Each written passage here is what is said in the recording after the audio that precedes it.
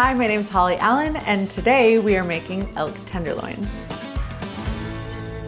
Before we start cooking the elk, I want to prepare a little blue cheese butter. Elk is a very lean meat. It's not like a nice marbled piece of steak. So adding something that's fatty and rich and savory will help balance it out a little bit. I have some butter here that has been softening, and I'm gonna do maybe equal parts of unsalted butter and some Gorgonzola. You can also do blue cheese, choose your own adventure. Optional step, you can add a little bit of Dijon. The Dijon adds a little tangy spiciness that's very subtle but complements the earthiness in the elk. This is smoked paprika, which adds a little bit of depth and smoky flavor in there. And we're gonna just finely chop a little parsley. You could do parsley or chives. So that's what we're working with. We'll give this a little stir and set it aside. As you see, there is no gristling. There is nearly no fat.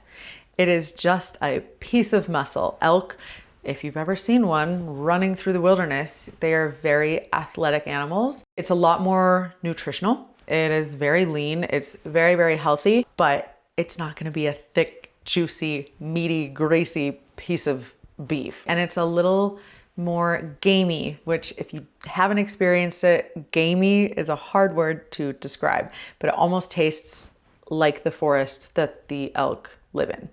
I patted the elk dry, and then I'm only gonna do salt and pepper. I don't wanna over season the meat because the point of this is really to let the elk itself shine.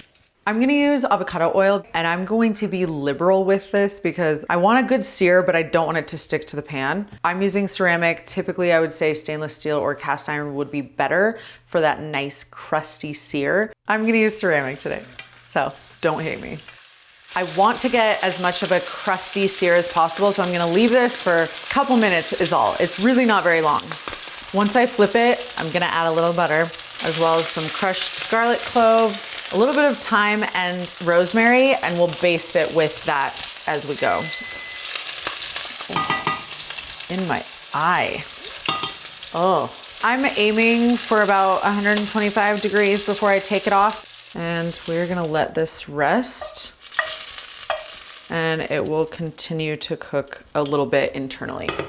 Okay, I will push the herbs and the garlic to the side and top it with that blue cheese butter that we set aside earlier. And now it's ready to dig in. So we will slice it thinly and enjoy.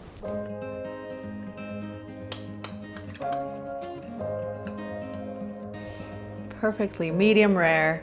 Let's see. This is so good.